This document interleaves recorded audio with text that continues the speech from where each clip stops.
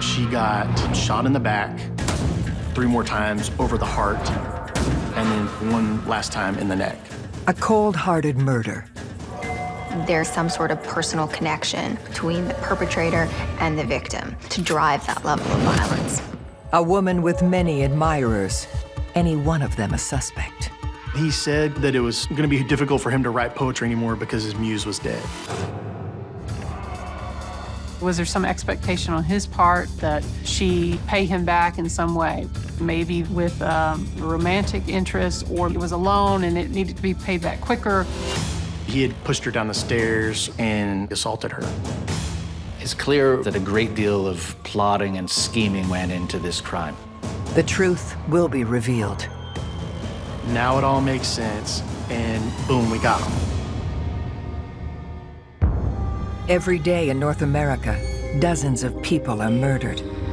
The key to solving the toughest of these homicides lies in the final 24 hours of the victim's life. To crack the case, detectives must reconstruct that critical timeline. The minutes and hours containing evidence that can help unlock the mystery and catch the killer.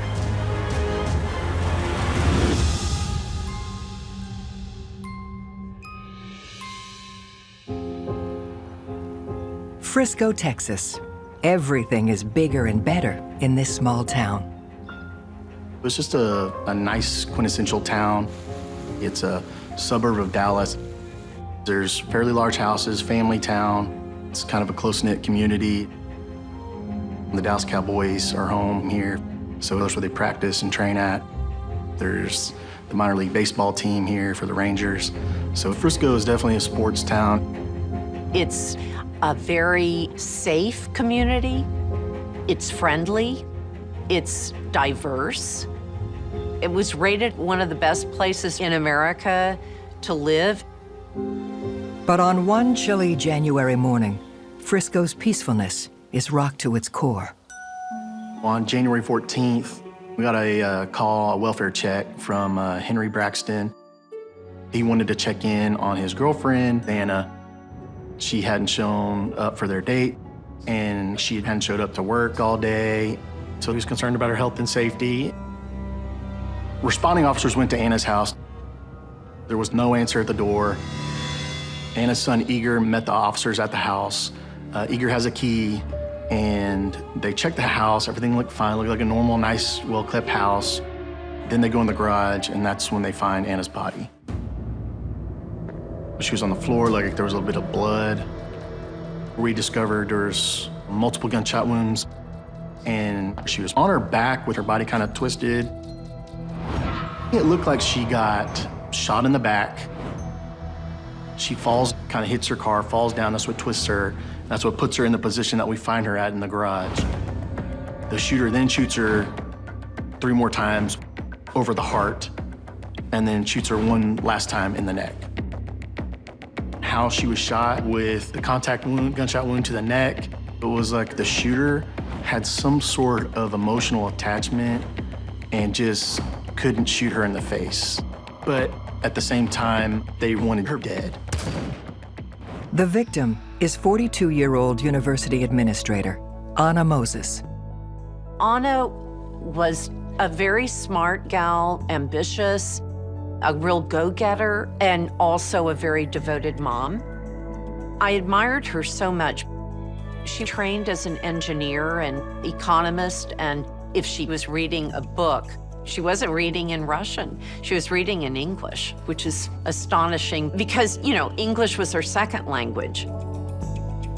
Originally from Russia, Anna moved to Texas with her young son after marrying salesman Robert Moses. Robert Moses had adopted Eager. He loved Eager and treated him like his own son and cared for him. Robert and Anna had a happy marriage, but as the years went on, it appeared that their marriage started to decline. And eventually, both parties decided to enter into a divorce. After Bob and Anna separated, he would come over to her house to help her with, like, if the washing machine was broken, things like that. He didn't seem angry with her. She didn't seem angry with him. Anna was doing extremely well. and she was happy. Heading up the investigation into the murder of Anna Moses are Detective Brian Schutte and prosecutor Cynthia Walker. They begin by processing the crime scene. In the garage, I see right next to her body is mail, and then there's a fast food kind of bag or wrapper, and her purse was there right next to her body as well. We find $300 cash inside the purse. It didn't appear to be rummaged through or anything like that. Nothing appeared to be missing. This occurred in January, and it was a cold day. And as you would, getting out of your car, going into the house, still had her coat on, still had her scarf on. There was no sign of a struggle. But it appeared that she had probably stopped by her mailbox, pulled her mail, had it in her hand, and she was walking toward the inside of her house to go in, and then was ambushed by this shooter. There's bullet casings in the garage. We found almost a dozen. It's overkill when you find 11 bullet casings for one person. Our home burglar is not going to shoot someone so many times typically.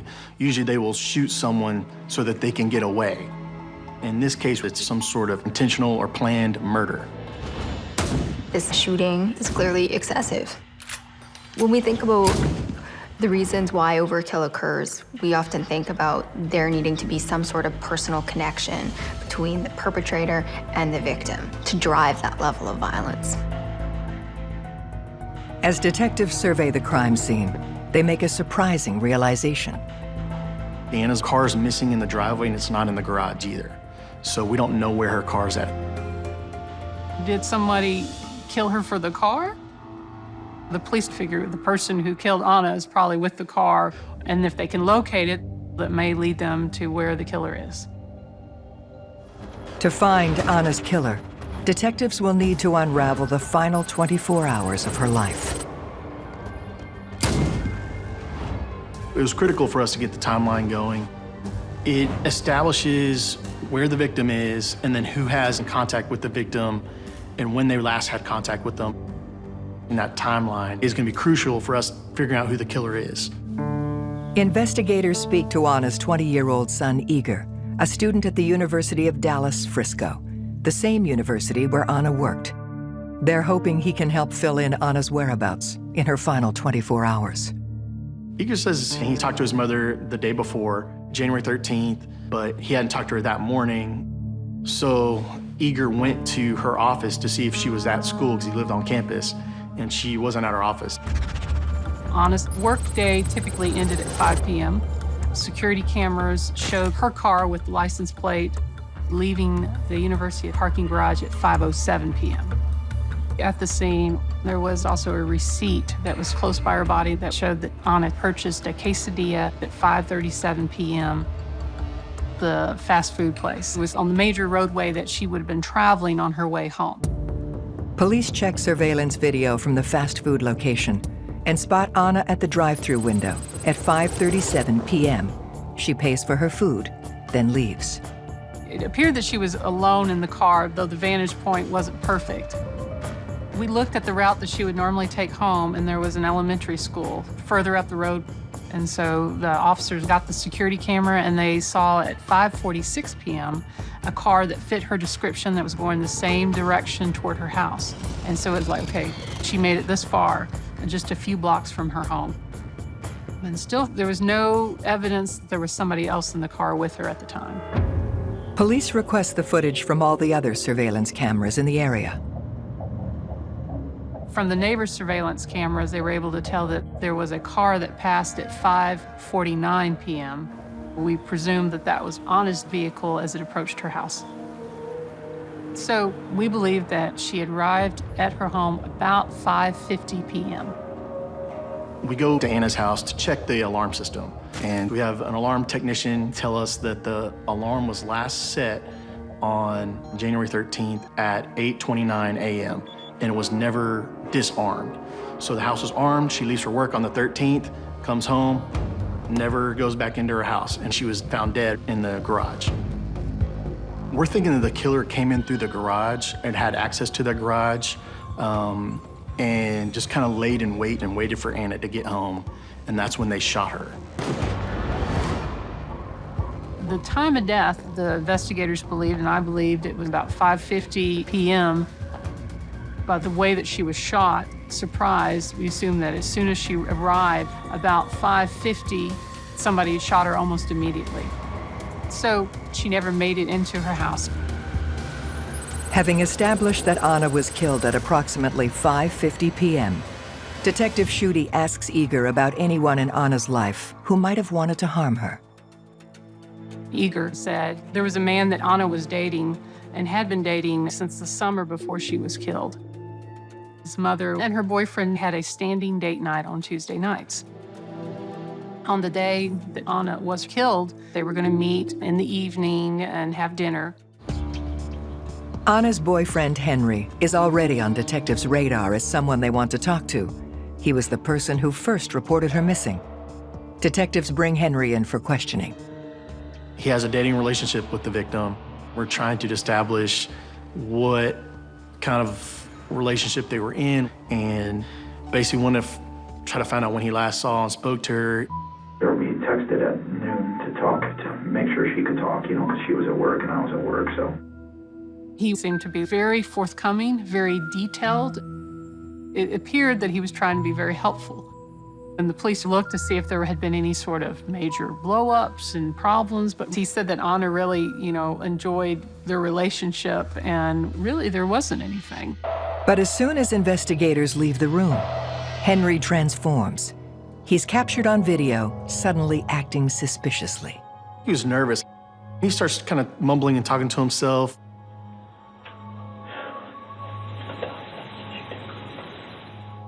Henry's heard kind of saying, what did I do? Did I mess up or something like that? And it's kind of an odd statement. So there's cause for concern. It raises the flag. We got to investigate further. Whenever you see someone talking to oneself the way Henry does in the interview room when he thinks he's alone, of course, everyone's still listening, you have to ask yourself, why aren't those little details occurring during the interview itself? What is he hiding? In the brutal murder of Anna Moses, investigators are zeroing in on her boyfriend, Henry. Concerned about his alarming transformation in the interrogation room, Detective Schutte decides to put Henry to the test. We didn't have a whole lot of evidence, so pretty much when we started talking to people, we were going to ask for DNA. So we asked Henry for consensual DNA, and he's kind of reluctant, kind of hesitant, and he said maybe he should get an attorney. It raises a red flag if someone doesn't want to cooperate with the investigation that should have an invested interest. With Henry in their crosshairs, detectives focus on whether he had the opportunity to kill his girlfriend, Anna. The night that Anna was murdered, Henry said he went to his daughter's school for an event. He was there from 6 until 7. At 7:03, Henry texted Anna that he was on his way to her house to take her out on the date. I texted, I'm on my way, I'll be there in about a half an hour, because that's about how long it takes. Henry said he showed up to the house around 7:37. Knocked on the door, no answer. Looked in the windows up front, there's no lights, nothing going on in the house that he can see. The garage door is closed.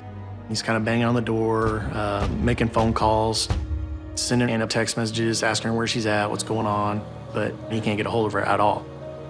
I don't know what to do, so I ended up going home. And then I called periodically through the night and sent her a text again at like 11. So you never heard any text from her? No, not after we texted at noon. The next day, Henry still hadn't heard from Anna. That's when he called police, asking them to check in on her.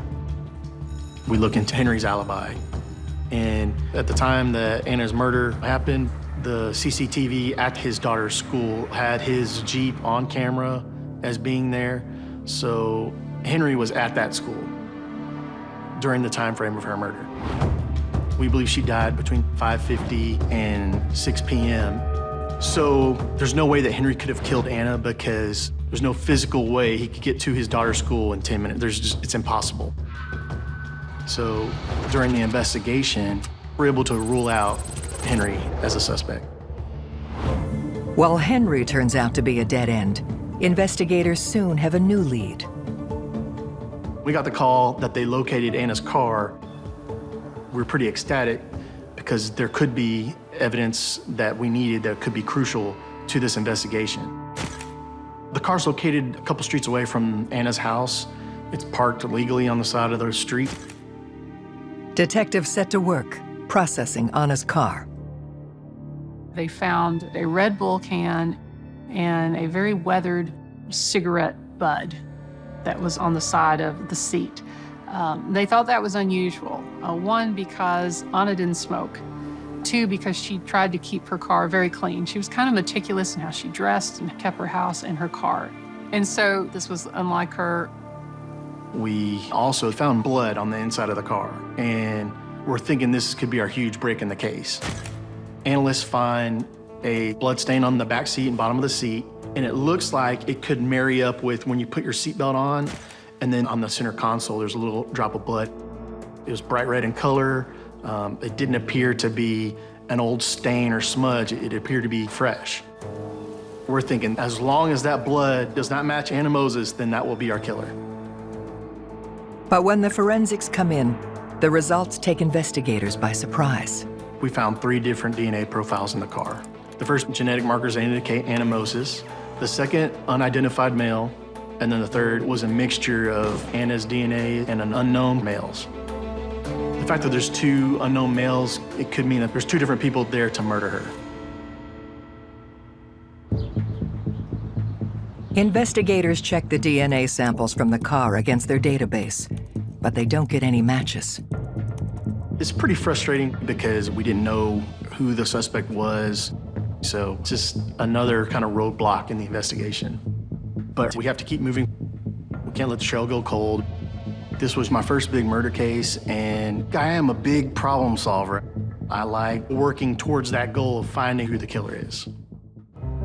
Searching for new leads, Detective Schutte takes a closer look at Anna's personal life. We look into Anna's computer and different social media things. We end up finding a person named Jerry, and Jerry had written some poems for Anna and had actually published a poetry book. Anna had a copy at her house. We're kind of shocked because, I mean, there's some pretty strong feelings in poetry in that. So the best thing was for us to go talk to Jerry. Anna told me that Jerry was such an artist. I never got any sense that there was any kind of sexual relationship. It was more like some kind of very deep spiritual bond. As detectives dig deeper, they discover Jerry seemed obsessed with Anna, emailing and calling her multiple times a day. He described Anna as his muse, which shows, pretty strong emotional connections and ties. If someone has pretty strong feelings, enough to write a poetry book and get it published about a person, we're gonna look into that person and see if maybe those feelings were reciprocated or not, and what their relationship was all about. In this case, where there is a friend who has such a obsession, sometimes your admirer may have ulterior motives. Investigators didn't know if Jerry knew about Henry or if there was a resentment because she had a boyfriend. If there's that level of interest on Jerry's part, and you could see how there could be a jealousy or there could be anger. Is there something that had happened? And so the police had to look to see, did Jerry commit the crime? Did he kill Anna Moses? In Anna Moses' murder, detectives are zeroing in on a new suspect, an admirer and poet named Jerry. When investigators question him about Anna, he gets emotional. I can't bring her back, but I want justice for her. Jerry was hit pretty hard with Anna's murder, breaking down, crying, sobbing. Jerry said that it was going to be difficult for him to write poetry anymore because his muse was dead. It's a little odd where someone kind of makes it about themselves that I won't be able to write anymore. Jerry said he and Anna met at like a speaking group, public speaking, where people who want to better themselves in public speaking can join this group and then get up and they give different speeches. Anna was primarily taking that class to try to get rid of some of her Russian accent. Jerry said he liked her accent and didn't want her to change it, and that's how they first met. I could honestly say, yeah, Anna is a very attractive person and sweet and beautiful, but I was just trying to be anything I could be to be a friend. Jerry would go to the opera with Anna. He would go do things with her that was real, kind of artsy. When Detective Schutte presses Jerry for more details about his relationship with Anna, there's a surprising revelation. I've been married since '73, but then, I've come to points where I felt like, let me out of here, but we've stuck with it. He tells us, I have a wife, and my wife knows about Anna. And it seemed like Jerry really liked Anna, but he was married and committed to someone else. There's indicators that Jerry didn't want, his wife or Anna's boyfriend to know everything that they were doing together. Clearly, there's an emotional attachment. Jealousy or lover scorn could be a motive, but we don't know if the opportunity is there for him to actually have done this. Jerry's alibi is that he was at his house all night with his wife. Jerry tells us he got off of work around 5 and went straight home. So we go try to vet the information he tells us. We look at toll tag information to verify his whereabouts. We confirm that on Tuesday 13th, Jerry leaves his work at 5 p.m. and is tracked along the tollway till he gets home around 6 p.m., where he's there all night. We believe Anna was killed between 5:50 and 5:55 p.m. on the 13th. There's no possible way Jerry could have made it to Anna's house at the time frame she was killed. The police could corroborate his alibi, which is that he was traveling home in a different area, and his car was hitting the different tollway gates. And so there just wasn't anything to substantiate making Jerry a suspect anymore. With another suspect ruled out, detectives broaden the scope of their investigation to the university where Anna worked. We interviewed Anna's coworkers just to see if they could describe any possible motive or suspect that might help us out. They let us know that she had a mentor that worked at the university. Investigators learned that Anna had a special relationship with this mentor, Dr. Workowski. We know he's a professor at the university for mathematics. We wanted to make sure we just talked to him and see what the relationship was. Dr. Workowski stated that at this stage in his life and in Anna's that they were close friends. He's almost 30 years older than Anna. Anna is very private in her life, yet she has so many interesting relationships in her world. And so one might think, is he part of that world or part of her circle who is interested in her or cares about her so much that they want more than she's able to give, almost like an unrequited love or interest that's not being reciprocated. He talks about Anna like he's very fond of her. It's someone he really likes. The doctor had a sweet little nickname for Anna, my little butterfly in Russian. Investigators pressed Dr. Workowski for more details about his relationship with Anna.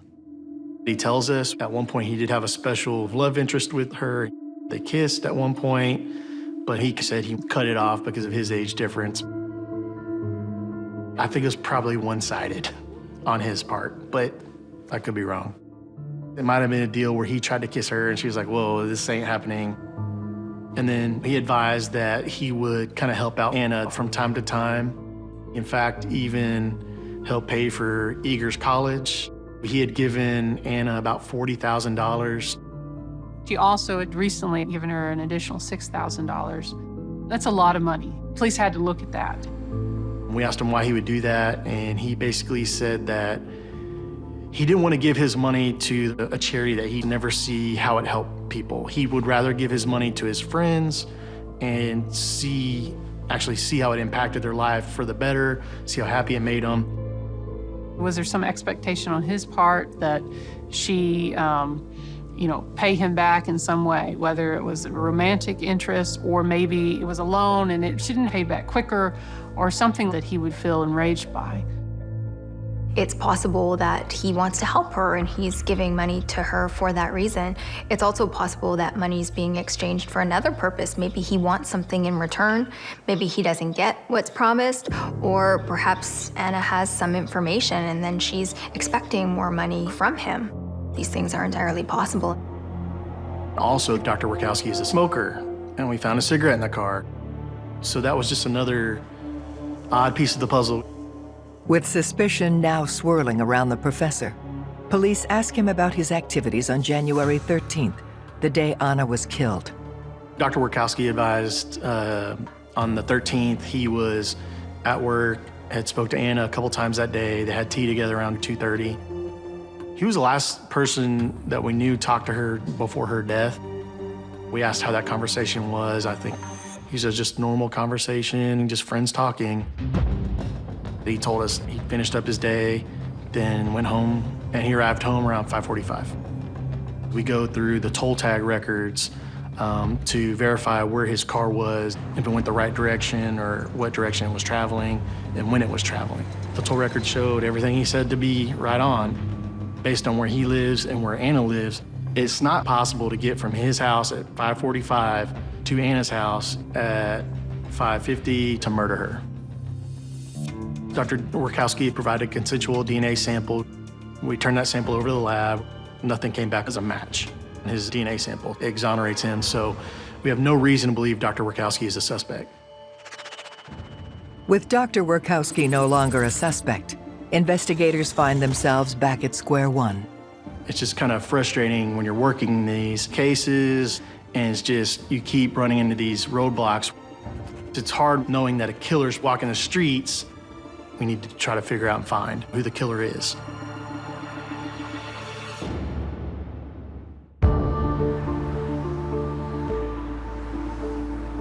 Having exhausted all their leads, detectives go back to the drawing board looking for anything that could help point them to Anna Moses' killer.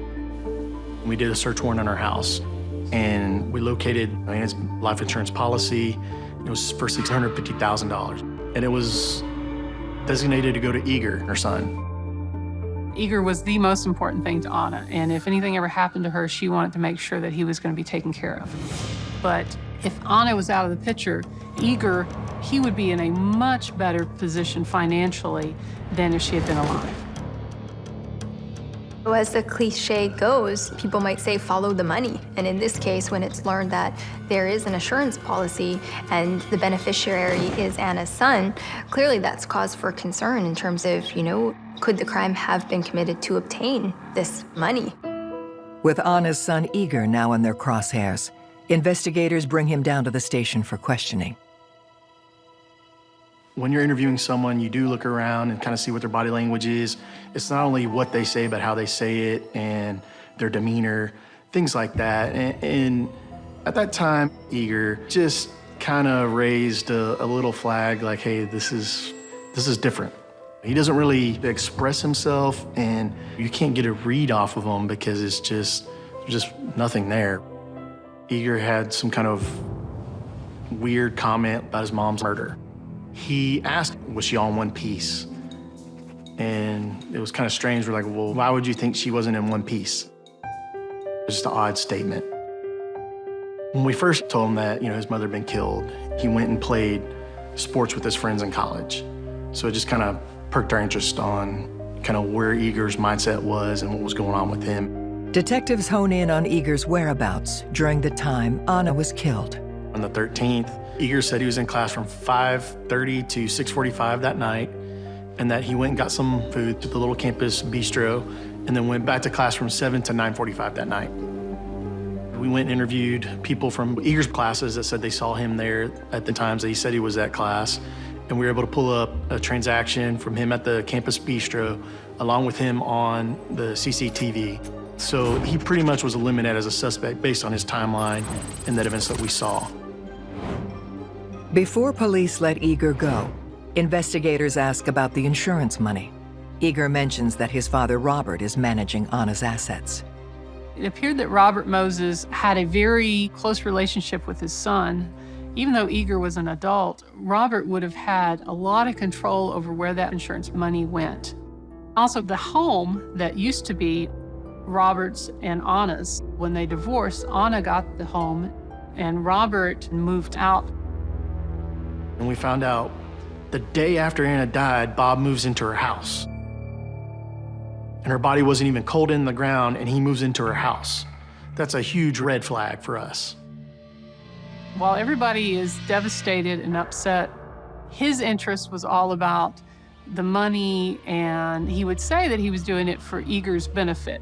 But it just struck people as particularly off-putting and inappropriate.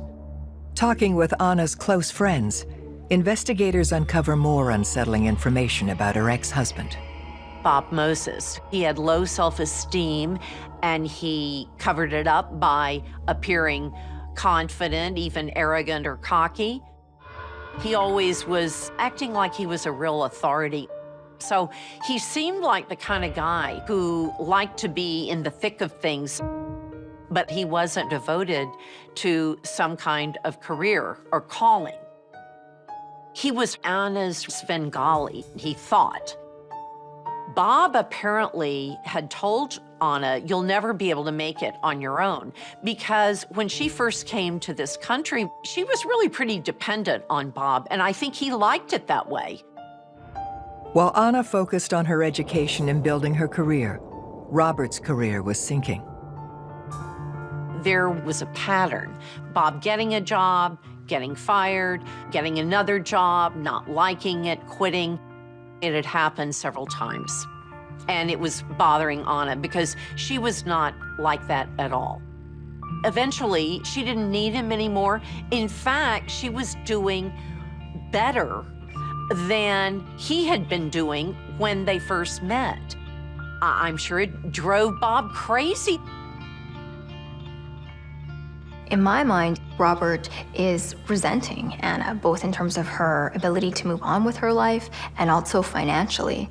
And I wonder if Robert also may have some over-controlled hostility, and that he might be the type of person who takes these resentments that pile up until one day he might explode with anger. And when he does, it can be excessive.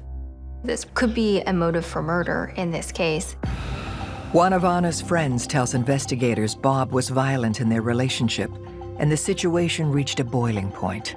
Anna came over to her house crying and kind of frantic because Bob had pushed her down the stairs and had basically assaulted her.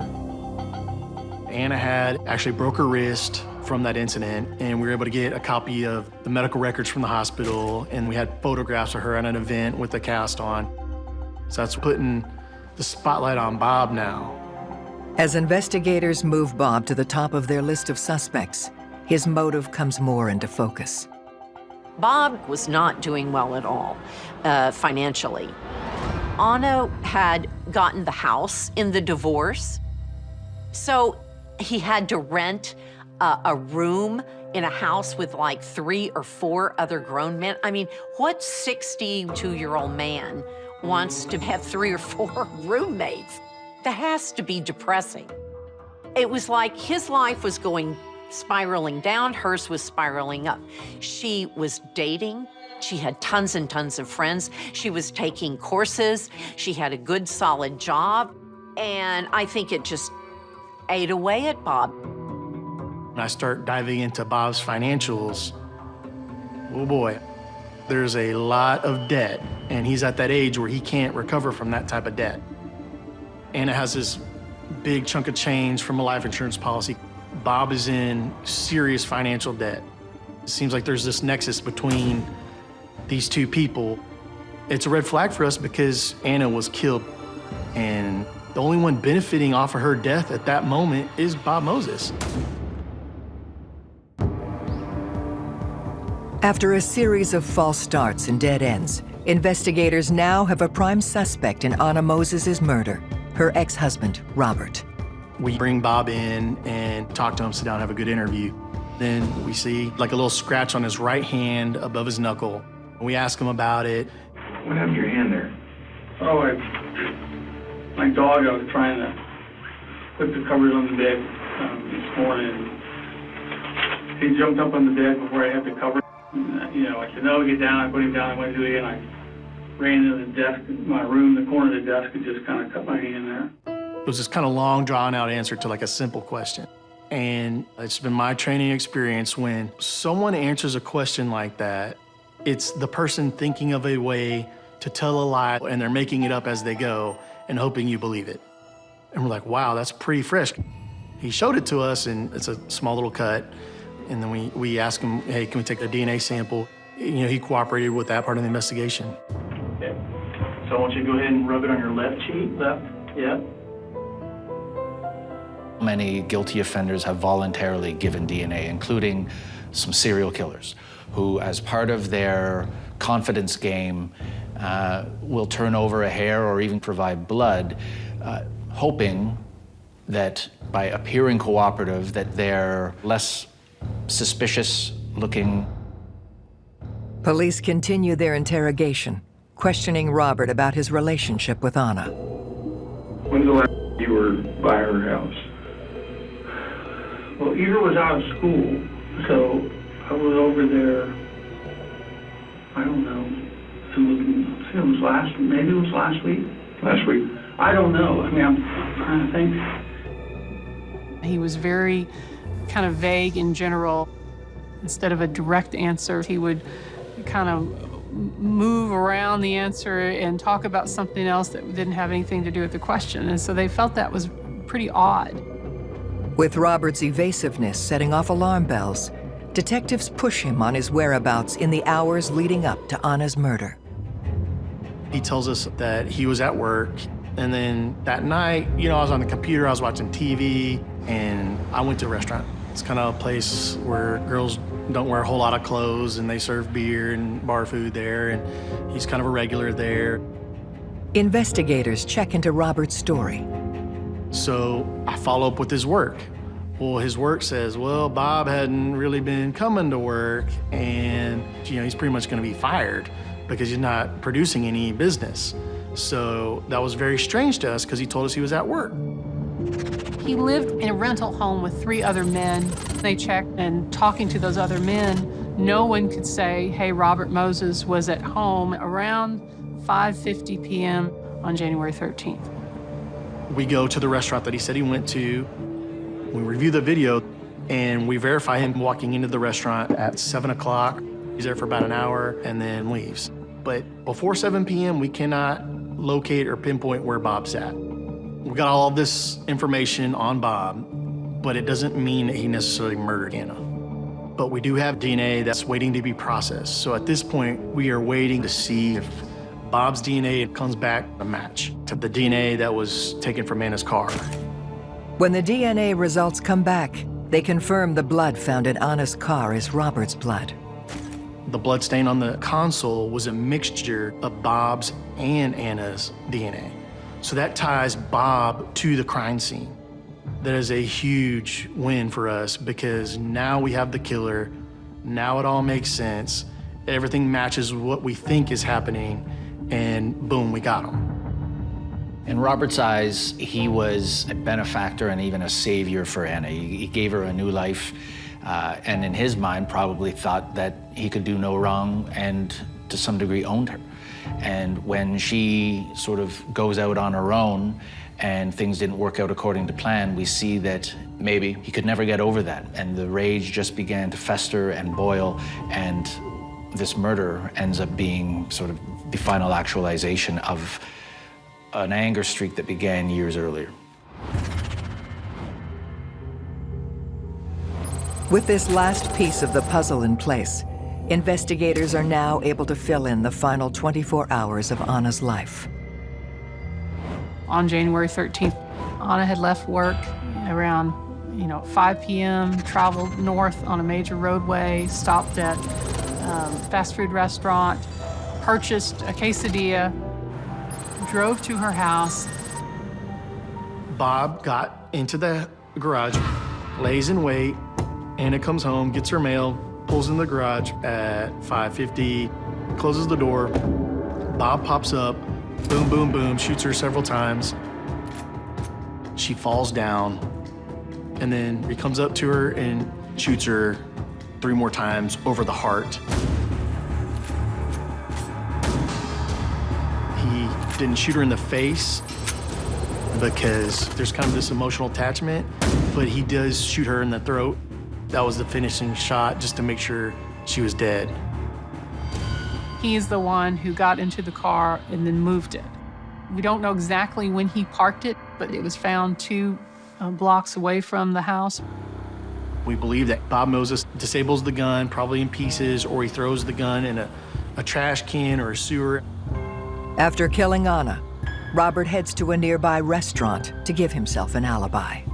We interviewed the waitress, and she was like, he made the comment like, this is the greatest grilled cheese sandwich I've ever eaten. When I look back at it, I think that he said that because he was still kind of high on the adrenaline and like he just got away with murder. The only question left is how the can of Red Bull and cigarette butt ended up in Anna's car, bringing with them the second set of unidentified male DNA. We have to question if this wasn't part of Robert's way to throw off the investigation. He could grab a can out of a trash can or a cigarette butt on the side of the road and throw it in the car, and that DNA, who knows where that would come from. It would have absolutely nothing to do with this case. It's clear by Robert's actions that a great deal of plotting and scheming went into this crime. To come up with a whole narrative and to actually move the car to that location, and it has a theatrical quality to it that you very rarely see in the case of a domestic murder. On February 26, 2015, Robert Moses is arrested for the first-degree murder of his ex-wife, Anna. Bob was very emotional, so I'm sure that some people thought, oh, well, he couldn't have done it because he was crying. But of course, it's not always the case. Just because you cry, it doesn't mean you're not lying. There was no doubt in my mind that we had the right person. I knew the detectives felt the same way. The jury agrees and convicts Robert of murder and sentences him to life in prison. The timeline was critical. The timeline helped us in determining there's no way this person could be involved because they were on the other side of town. There's no way this person can be involved because they were at this place when the murder allegedly happened. Looking back at all the timeline, the only one who has a big, glaring hole in their story is Bob Moses. Whenever there's a murder case, you want to do your best and to make sure the perpetrator is held and that justice is served for the victim and the victim's family. In this case, justice was served. Anna certainly wasn't what you'd call plain vanilla. I miss Anna's laughter, and I miss sharing things with Anna. I went to St. Petersburg for the first time, and it would have been great to have gotten to go with Anna and, share that experience with her. I felt lucky that I met this interesting woman with this interesting background, and now that Anna's gone, it brings me to tears. She was very beloved by many, many people.